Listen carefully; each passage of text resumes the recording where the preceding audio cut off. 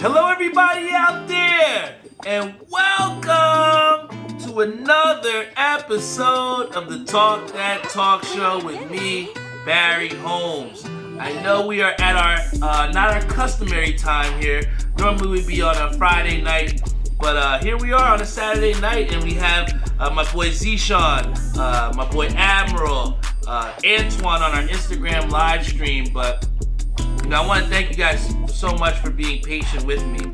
I'll get into it as to why we are recording today on a Saturday, but I'm just so happy to be here, and this whole week has been one of rejuvenation for me. And to see where the week started and to see where things have ended up, I just can't wait to get on the show here and kind of tell you guys about my week, man. A lot of times, on certain episodes we come on and I talk about some of the sports that's happened and just different events that's happened and transpired within sports. But I think the big thing that I want to get across this week, and I definitely want to talk to you guys about, there's just been a lot of self-reflection and a lot of things that have happened with my own life through this past week. And I think that if I can share a little bit of those experiences and some of those feelings that I've gotten from what I've had, what I've done throughout this week, I think it'll be very beneficial for all my viewers out there. Shout out to my boy Justin McPhail on Facebook Live. But everyone out there that continues to tune into this episodes, the news shows, and everything as far as merchandise and supporting with the show. You guys are the reason why we are over 18,000 downloads, man. We're closing in on that 20,000 download mark, and I was so happy to tell my friends that was just on the last episode, Three-Headed Monster. Shout out to Reese, Theo, and Jeff. But they went platinum in just 1 week, man. Over 100 downloads in 1 week. So, apparently what we're putting out there is not only consistent, but it's hot and people want to hear it. So I appreciate you guys so much for tuning in, whether you're on Instagram Live, Facebook Live, YouTube, Spotify, you name it, we got it. And my boy says Barry be crushing. Thank you, bro. And honestly, this week was a week where I absolutely fucking crushed it.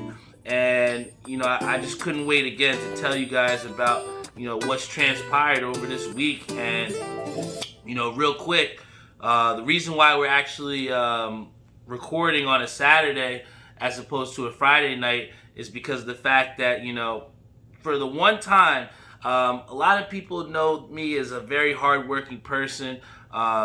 Even throughout losing my full-time job because of the pandemic, I had my friend Tim who helped me out, and I've been working feverishly with him at the sweatshop, and just with different grinds as far as with the Cat Master B, and without this Talk That Talk show as well too. So I've had multiple endeavors and my hand in a bunch of different pots out there.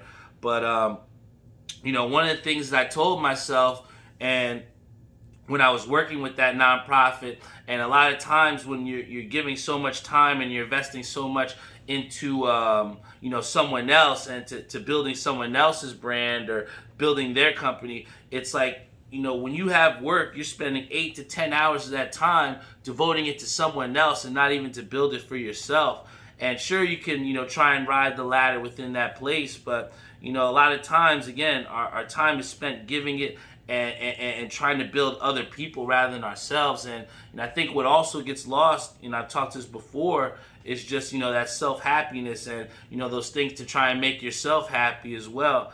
And I think that oftentimes can get lost because for me, for about 5-6 years that I was at that nonprofit, my time was spent trying to move up the chain, busting my ass, doing the extra hours and stuff. And realistically, what the pandemic really showed me was that you could spend all that time and still be so expendable. So I bring this all to say that throughout the summer and throughout grinding to try and get myself to where I want to be, I was in a position now where I'll be starting a job, in September with a school that I used to work with back in the previous years. But, I hadn't gotten to that point without all the hard work with continuously updating the resume, continuing to go out there and do my alternate endeavors and stuff. And, through doing all of that, it can get a little tiring, and we're human beings. And it can be tiring to go out there constantly grinding, trying to get it out the mud. And that's why it was important for me. And one of the things that I had set up way months in advance was I was going to go on a vacation. And it was probably the first vacation I had taken in maybe at least 4 or 5 years since when I went to Houston, man. I felt like, in my previous time, from working so hard, I definitely deserved a chance to just go out there and just do whatever the hell I wanted to do. And, I hadn't been to Myrtle Beach, since, over 10 years since I was a, freshman in college. So, decided on going on to Myrtle Beach, and it wound up being one of the best times. I didn't fly. I wound up driving. Shout out to Doc. It was a 9.5 hour drive, and it wasn't exactly the easiest. There'd be points in the drive where you're seeing absolutely nothing, and you're trying to stay awake, and you might be veering a little bit. But to finally get down there, we left at like 8:30 at night. And got down there, and it was like 5:45, 6 a.m. in the morning. And, just the air is different down there, man. Just being down in South Carolina. And it was just an amazing experience, guys. And, just to be on the beach. Then once we got into the resort was absolutely gorgeous. We had pools down there. The beach was right there as well, too. You had the tiki bar. Pretty much anything that I wanted to have, I could have done, and I wound up setting up for myself two golf rounds. So I got to play it. I think it's Barefoot Resort Golf Course, beautiful golf course. And, it was the first time, when you're in Jersey, we're so used to playing Raritan Landing. We're so used to playing, Rutgers University course, Pinchbrook, all those different Jersey courses. But the crazy thing and the biggest difference, with them is just, the variety of what they bring, or the amenities that I was afforded down in South Carolina. I mean, the golf carts had GPS on them. So you drive your golf cart right next to the ball, and it showed you how far away you were from the hole. It showed you drive distance. I mean, there's so many times where you hit the fuck out of the ball and you tell, God damn, how far did I drive that shit? Literally, you just hit a button and it was like right there. They had Bluetooth speakers in the golf cart. The greens were absolutely beautiful. The background, the scenery, and a lot of the stuff that my dad says that he enjoys about golf, is highly accentuated down there in South Carolina. And just to be able to golf a couple rounds and then come right back and be on the beach by noon, it was my vacation that I was so happy with. And I think a lot of times we get caught up in trying to fit so much into a vacation, and you want to do this and that and that and this, and your vacation isn't fulfilled unless you do this and that. But I really just enjoyed the fact of just being on the beach, being in the pool, having no set agenda, and just catching some rays, man. I know I look a little bit darker here, but that vitamin D was very influential for me, because I just felt so rejuvenated. I was able to get, I think someone shout out my Ron John shirt. It's one of those big stores down south that it's like, when you go down there, you got to get yourself a Ron John shirt. Unless, were you down south? So to be able also to not only be in a position to go on vacation, but also to bring back something for the whole fam.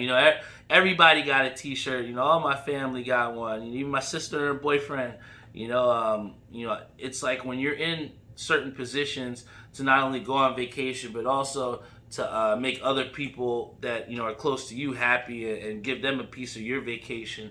That's what it's all about. And how I've grown over the years, and especially the purposefulness of a vacation. I think that, oftentimes, like I just said before, it's like when you're trying to cram so much, but it's like so refreshing to just take a step back and just appreciate it and just live in the moment. I was just so happy to bring Wet Willie's cups that we usually bring from Atlantic City, just to get like a little deal, so we didn't have to pay the full down there at Wet Willie's. And it's like little shit like that just really brought together the entire trip. I saw someone, Zishan, said, "How's the food?" Yo, the food was absolutely phenomenal out there. It sucked because we went to this one spot called Paula Dean's, and my mom she told me later, she's like, "Yeah, you're not supposed to go there." She used the N-word, so it's like I'm eating this chicken. I'm like, damn, she keep making some chicken like this. Maybe I could forgive her. But it was some good food. We also had this other place called the Chesapeake House. It was really good. I think a lot of times when you go places, first thing they give you is bread. And I saw a meme about it before. It's like, the biggest mistake people make is you just constantly eating up all the appetizers, and you're chomping down that you miss out on the food. Well, let me tell you, this place gave us cinnamon rolls and hush puppies to start. And, you're not really used to that up north, man. So to be able to have those types of dishes and as appetizers, then we got these huge jumbo crab cakes that were phenomenal, as you have fucking snapping turtles like in the lake next to you while you're eating. Again, it was just a different experience, man, and it just made my the overall overall experience of not being home. You know what I'm saying? Like, I think the one thing they always say is like, you can never be afraid to go place, because you can always find your way back home. And I think that to be out there in that South Carolina air and doing a bunch of different shit, like going on a Ferris wheel. How many times do I go on a Ferris wheel? You know what I'm saying? But doing those different things and not exactly overexerting it. I think that's what is able to have you come back from vacation so rejuvenated. Because I know personally, when I was setting up and trying to put things away and break down so we can go back, it was definitely a sad feeling. But at the same time, I was making so many moves while I was out there, back on the home front, that I felt like I had a lot of unfinished business to do. And, again, I felt so recharged. And one of the things that I had to come back for, which is what I definitely want to get into, was, I had made a status, right? And I made a Facebook status. I was like, damn, do I have to come home? Because I had already extended the vacation a day, and I was like, man, I really don't want to come back, man. But you have responsibilities on the home front that you have to take care of, especially with this Talk That Talk show. But one of the big responsibilities is that I'm one of the members of the DIY bowling team. Shout out to all my DIY fam out there. DIY standing for do it yourself. But we had a big tournament today, and this was like the closing tournament for UBA. All of your major UBA teams on the East Coast, from Carolina all the way up to Connecticut or Vermont or whatever. All your big time teams are there, and the tournament was in Delaware at 8 a.m. and I decided to leave. We left South Carolina around maybe 7:30, 8 o'clock. And just powered down there, man, and wound up getting to the bowling alley at around 3 a.m. And my thinking was, I didn't want to drive all the way back to Jersey just to have to drive back to Delaware for this tournament. So in the most team apropos way you can do it, and I don't know, maybe they'll make a 30 for 30 on this down the road, but I slept in the car, man. We slept right in the car in the parking lot at the bowling alley. Got my sleep. By the time I woke up, it was like 7 a.m. ready to get going. And for most people, they would be like, "Oh, you're crazy, man. What are you doing? You should have just went home." But again, we talk about responsibilities, and it's like, if you're gonna go on vacation, you still got to be able to go through it and handle your business, man. And one of the things that we had was this big time Battlebowl tournament. And I think of myself as one of the leaders on the team. Chris asked me to do the the I guess you want to say motivational speech beforehand. And that's not something I take lightly, man. And dead ass, from sleeping in the parking lot to going in there into the bowling alley. Mind you, all season this was a struggle, man. Coming straight out of COVID, I wasn't bowling in 3-4 leagues like I was previously, and anybody knows it. Like, especially when you play a video game, if you haven't played in a while, if you don't continue to play, people are gonna go past you, and you're gonna be rusty. And I think that all season, from not having the same reps that I had last season before the pandemic, it was a struggle for me. I came at the highest part of the season, before the stoppage, and I was a 202 average, and my average was down to, I think it was like 194 or 195 in some of the leagues this season, and I hadn't had a 700 series yet. So I've talked about it on previous episodes before about just trying to continue to make it through, continue to push through and break through those boundaries and try and show yourself what you can do. And that goal was something that I had for myself in getting a 700. And, you go, you practice, and, you go to different leagues, and, I've missed 10 pins to miss the 700. I've split in the 10th frame, and, above all, I've had opportunities to get that 700, and I have been the main reason why I stopped myself from doing that. And today, in a situation where straight off vacation, coming straight from South Carolina, and you get there and your team needs you, and I slept in the fucking parking lot just so that I wouldn't miss that tournament because I knew my team needed me. And it turned out to be one of the best decisions I've ever made, because when I tell you, first game coming in, shot like a 175. I had to gut that one out because I missed a 10 pin, came in high, and I wound up shooting the rest of that game clean, but I left some cheese on the table. When you're in brackets, you don't get a second chance at that first game. So I was a little upset. But in previous times, when I don't have that good first game, it can snowball. You could go from having that shitty first game to now you're shooting potentially a 508. Do we know who that is? Rob Bradley Jr.? Not you, but we won't say names.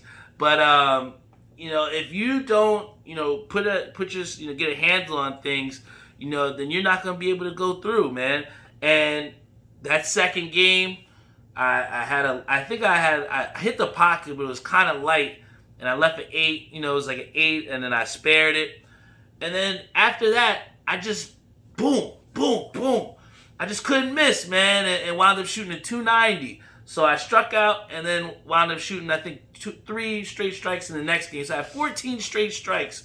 Jimmy Cowback, shout out to Jimmy, he said, you always show up for your team. Thank you so much, Jimmy. And I take pride in that because, you can bowl with anybody.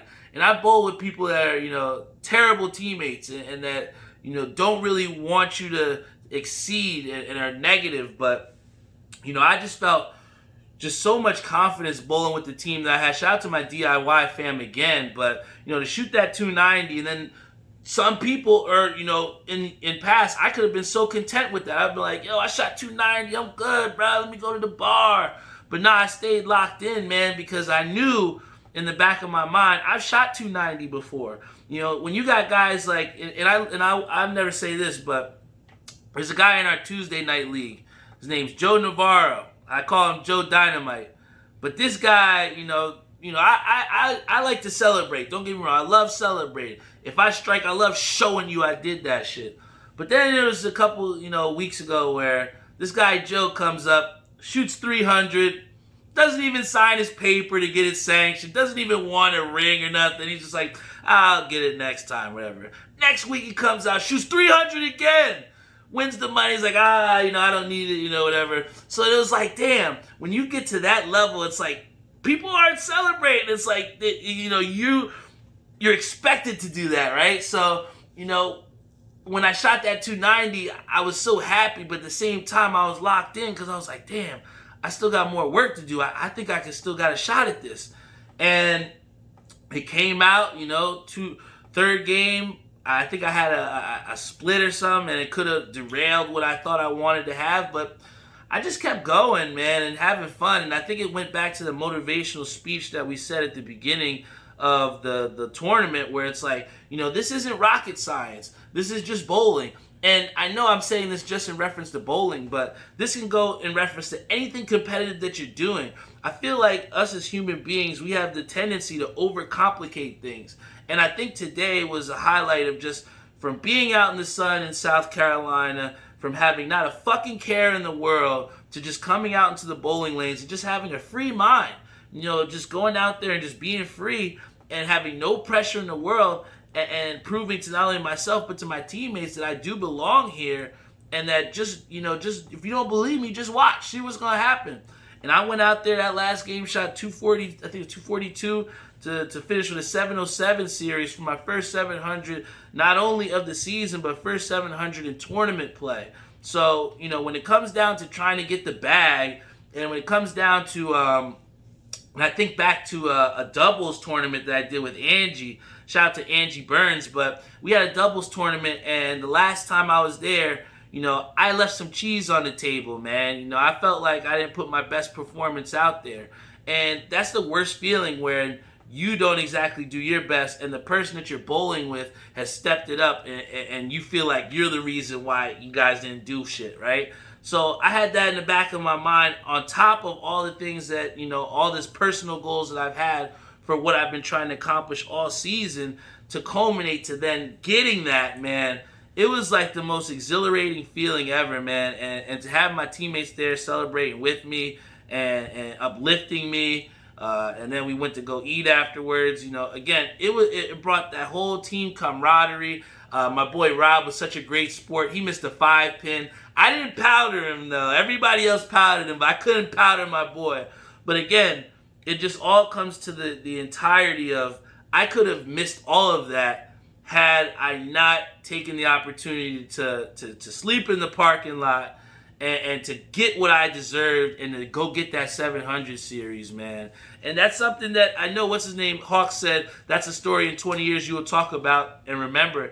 It really is, man, because I've shot 700 before. My dad, I think I shot four or five times I shot 700. My dad was like, I've gotten a 290 trophy before. You should try and get that trophy or whatever. And, for me, I've shot 290 before, and, the ultimate goal for me, it's almost like that Joe Navarro, where it's like, I'm happy with the 290. It's cool. I'm good with the 700. But, my next goal is to get that ring on my finger, man. I want that 300 ring. My brother's got one. My dad's got one. And I remember, my dad had texted me, and he said, well, what's next, or whatever, because I shot the 700. And I guess he was saying, what's next with the tournament. But, I truly, took those words, and I said, I think the 300 is next, man, because, the work is being put in, going to different bowling alleys and trying different things out. Those are the things that make you a better bowler. And, when it comes down to it, just taking bowling out of the equation to try and relate to the rest of the viewers out there, whatever it is that you're trying to go out there and do, if you really want it, you'll go out there and get it subconsciously, man. And it's like, for those things that you truly don't want, you're not going to put forth that genuine effort at 100% sacrifice, I sacrifice time, energy, sleep, to go out there and compete at a high level, and to reap the benefits of that reward. It's not only motivating, but it's validating. You know what I'm saying? It validates all the effort, all the practice, all the self-doubt, all the confidence, everything that you've jumbled up into one. It's that validating factor when you're able to go out there and do what it is that you say you want to do.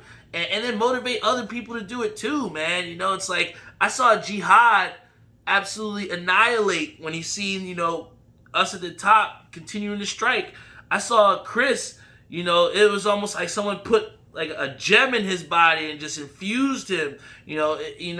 What you do, you don't know what it can do for the next person as well too, man. And, I think that the big thing that I definitely want to talk about with this rejuvenation also is that, from having that goal of getting that 700, we talk again about what's next. I'm coming into next week where we only got three weeks left in the season. My brother's dependent on me to deliver so we can go from 8th place, hopefully to top 5. I got teammates on my team Wednesday that are looking to me, say, hey, you were on vacation and we lost 1st place.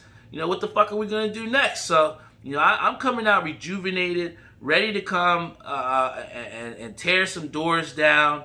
I got definitely a new mentality, and I think that when you are trying for something for so long, and you get that, it's so easy to dismiss what's next with that. And I definitely have some clear and defined goals. Along with, shout out to my boy Kenny Lou, a lot of stuff outside of sports as well too. The Cat Master B has been booming. We got a lot of people that have been hitting me up for assists. I was able to have my dad sub in for me at Pro Image and ECapCity, and he was able to do some drops for me. So, even on vacation, we were still out there making moves. But it brings me back to my point of, I had to come back. Even though I didn't want to come back, I had to, because I had some things that I had to handle on the home front. We got the Cat Master B restock. I'm going to have some shirts restocked on Monday. Can't wait to share those with you guys. We're going to have a new version of the shirt as well. Stay tuned, because me and Kenny Lou got some things in the works as well too. Can't wait to get started with him on that. And, Talk That Talk Show. The pre-orders for the shorts will be in. So if you pre-order shorts with me, those will be going and getting shipped out this week. So, like I said, I got a lot of shit on the plate, man. And, this vacation for me was so important, because now I feel so recharged and ready to handle my responsibilities.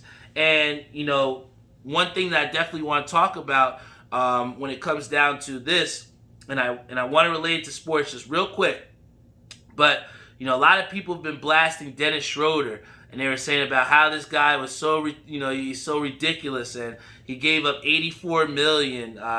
And here's the thing, I was one of those people where I was like, yo, this guy is stupid. When you have $84 million on the table and you say, yo, you know what, I'm gonna bet on myself. Sometimes that's gonna work for you. And in my time in bowling, I've always been a proponent of, put the money out there. I'll make the money back, but, you got to be able to bet on yourself. And we had a situation where Dennis Schroeder bet on himself and cost himself $80 million. He's going to be signing for less than $10 million. But at the end of the day, I have a shit ton of respect for Dennis Schroeder, and you should too, because at the end of the day, not many people are going to bet on themselves. I have people that are in the bowling alley every day wearing Rolex watches, flashy flashing a wad of cash, but are scared to put $5 in for a mystery pot. I see people that are afraid to lose their money, but at the same time aren't ready to invest in themselves or aren't willing to bet on themselves. And there are times where that mystery pot score comes and you hear, oh shit, if I would have got in, I would have won the money. Well, guess what? You're an asshole, because you didn't bet on yourself and you didn't give yourself a chance. So at the end of the day, as much as I want to ridicule and I want to bust Dennis Schroeder for, betting on himself, you got to give the guy credit, because not many people out there are going to bet on themselves. And did Dennis Schroeder get what he wanted? Who knows? Was it the money that he wanted? But who's to say that Dennis Schroeder wasn't entirely out there for the money? Maybe he wanted a better scenario. Maybe he truly thought the Celtics would get him in a better championship caliber pace. Who knows? That's just for Dennis Schroeder to know. But what we can't do, and the same thing has happened to Victor Oladipo, where he turned down a big, massive contract in Indiana, and we blasted for him because he signed for veterans minimum on Miami. But the point of the matter is, you can't knock someone for betting on themselves. They might not win, but at the end of the day, at least they have the confidence to bet on themselves. And more oftentimes than not, when you give yourself the opportunity and when you bet on yourself, you're going to come out on the right end of the spectrum. Shout out to Benzie Brims, who's celebrating a birthday. Big birthday shout out to him. But, my advice to everyone else out there, even though I shot that 290 game, I put all my money in the bracket. So everybody was pissed at me because I would have won a high game pot. But I wasn't confident in myself entirely to put it into that pot. That wasn't a pot that I normally put in. But after today, I think I will be putting into that pot, and I'm not going to make that mistake again to where, if I have that opportunity, I'm going to give myself that opportunity, and I'm going to bet on myself because at the end of the day, I would rather bet on myself than lose than go out there and shoot a 290 and not have anything to show for it, right? So, again, everybody out there, don't be afraid to bet on yourself, and don't knock anybody else for betting on themselves because too many people are fucking afraid to do it, man. And, I thank you guys so much for coming out here and just being supportive with me and sharing this time with me and this vision, this Talk That Talk show. I love every single one of you guys, man. Terrence, Jono, Sean P. Kelly. You guys have been tuning in and continuing to stay with me and share with other people what this show is all about. And, it means the world to me, guys. A lot of people have been commenting on this hat. This is actually a Sports World brim. First time I actually wore it, man. It's crazy when you have, hats in the vault and you're like, oh, shit, this one still has a sticker on. I never wore this one. So, I was able to bring this one out. But before I get off the air, I definitely do want to share some hats with you guys here that I did pick up as Catmaster B. Even though I was on vacation, we were still able to cop some hats. Now, I wasn't able to show these hats before because they weren't released yet. So now that they're released, I definitely am excited to show with you guys some of the things that I got. But shout out to my boy Kenny. This hat was absolutely fire. This is the hat that I shot the 700 in. It just got released, I think, today. This is the Castlevania hat inspired. It's a Chicago White Sox hat. It's got the purple undervisor with the red outline, the copper patch here, stitched in Batterman. This is definitely something I haven't seen before, and they did this as a part of a video game pack. And again, MyFitteds continues to push the boundaries and really, showcase themselves and set themselves apart in terms of their creativity and what it is that they're trying to bring. I mean, I've seen this script hat done so many times, but to see it done with like a Castlevania theme to it and bring back to light a game that we haven't played in over 20 years, I mean, guys, they're on the next level with that. So thank you so much because if I didn't have this hat, I might not have shot 700. So I love that Castlevania hat. But guys, this is the sleeper pick from the MyFitteds pack, man. I'm telling you. This hat right here is going to get so much play from me on my head.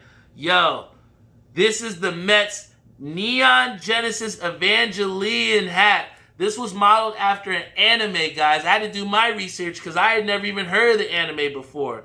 But here we have the differences of You Gotta Believe patch. It looks so good, man, when you see it in the light. And it pops with, you have this blue accented with the red.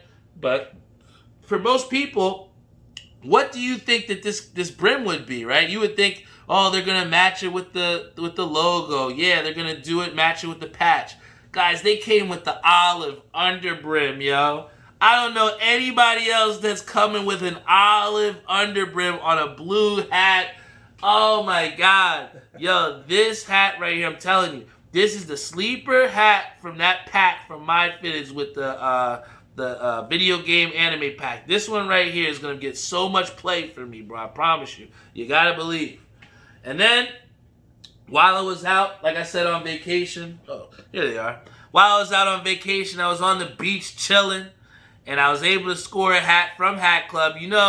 Got to put out some love for the Hat Club. Even though, I'm a big MyFitteds guy. But this one right here, this one was dope. And you might look at it and say, oh, that's just a regular Mets hat. But here we have the green undervisors. You always need a good green.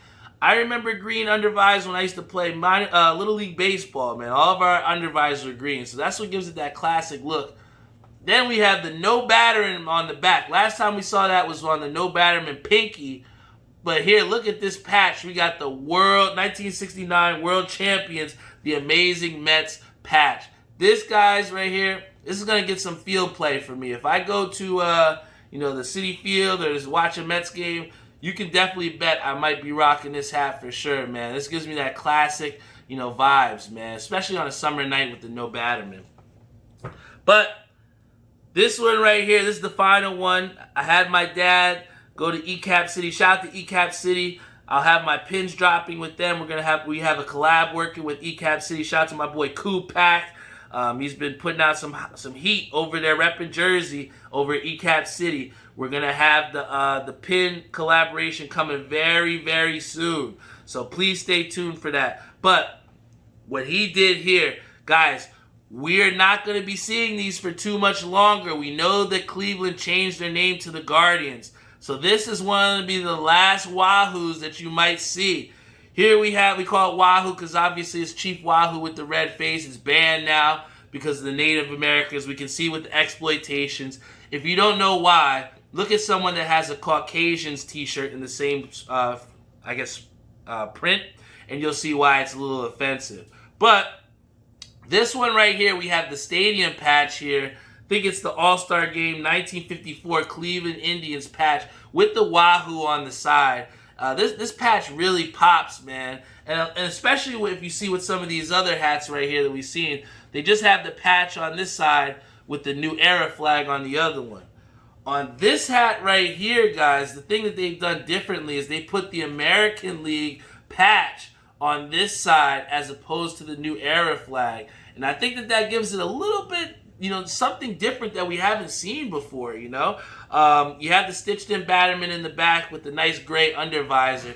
But as a Mets fan, as somebody that is a fan of baseball and you know that the Wahoo is going away, if you guys do get a chance to get any type of Wahoo hats, you should definitely try and snag your hands on some because these are not going to be around for too long. So those are my cops for the week, man. And, that about does it here for the Talk That Talk show, guys. Not going to be doing a beer review. Thank you so much for being patient. I drank absolutely way entirely too much. Too much Wet Willies, too much seltzers, too much beers, too much buckets, too much frozen drinks, whatever you want to say. I'm pooped, guys. I can't drink anymore. I promise you what I got in this red Solo cup is water, guys. There's not too many times you're going to hear Barry Beer say he don't want a beer. But, I appreciate you guys so much for tuning into this Talk That Talk show. I love you guys so much. I want to give a big shout out to our sponsors, Savion Gaynor over at Skydive Socks. That guy is so awesome. I love him. And, he's helping, put out some really dope designs with the Capmaster B shirts. He's been a driving force as far as being a creative partner and being someone that helps me to stay creative. So big shout out to Savion over there. Also want to give a big shout out to Joe Snow Maria over at New York Life, helping people to get their financial freedom daily. Also want to give a big shout out to my boy Jeff Galata over at Air We Are. He's recovering beautifully. He's in great spirits. I'm happy to hear that. And if you need anything air conditioning and heating wise, please hit him up. Groovy says, nobody me on my way to buy a Wahoo. You need to get one, man, before they go away. Timmy Hugel is our last sponsor. He just says, Talk That Talk. I want to give a big shout out to him because, even though I was on vacation, he was still giving me updates saying, hey, the stickers are coming in here. The shirts will be done here. We got the shorts. So, when you have someone there that, truly believes in you and wants your best interest at heart, that's what makes a sponsor, and not only a sponsor, but a friend, man. I think that, Tim was somebody that, just started as just bowling guys and just people that bowl with. And he's just a dude, but, from there, just from having experiences with him and having productive experiences and having, made such quality things and, seeing how our relationship has, kind of been built over these years, I could proudly call him one of my friends, and, that goes a long way because, when you have someone, like I say, is to me, that is so influential in, trying to, create positive progress with you and it's there along the way, to help build that with you. It's something that you can't be underappreciated. So Tim, once again, I appreciate you so much. Can't wait to get started and distribute this merchandise on Monday. And I feel so rejuvenated. I feel recharged. I'm ready to go. And Tim goes, I'm a dude, you're a dude. These guys. Oh, that's from Good Burger, man. Tim, you are hilarious, man. Do I have to go to the sweatshop on Monday? Do I have to see this? Do I got to spend my time with this guy? But nah, I appreciate him so much. I love you all. Thank you so much to everybody that continues to tune in on Instagram Live, Facebook Live, YouTube, Spotify, Google Podcasts, Apple Podcasts, on our website, talkthattalkshow.com. Shout out to Billy Hoyle who posted his picture. One of the best Call of Duty players we know. Guys, if you have your Talk That Talk Show merchandise, post your picture so I can throw you up on the website, alright? We got a lot of people, we got a whole mass of people that have created this following and has created this wave to make this an actual movement. You don't just get to 18,000 downloads from nothing, man. Numbers don't lie. And, what the numbers say is that you guys love this show and that I ain't gonna, regardless of whether I have vacation, regardless of whether I extended vacation, regardless of whether I slept in a parking lot to go to a bowling tournament, regardless of whether I competed in that bowling tournament, regardless of all the responsibilities that go on in my life, the one responsibility that I'm going to adhere to and that I'm always going to follow through with is I'm going to have this Talk That Talk show. So thank you for being patient with me. Thank you for tuning in here on a Saturday night. I love you all, and I'll see you here next week. Love you so much.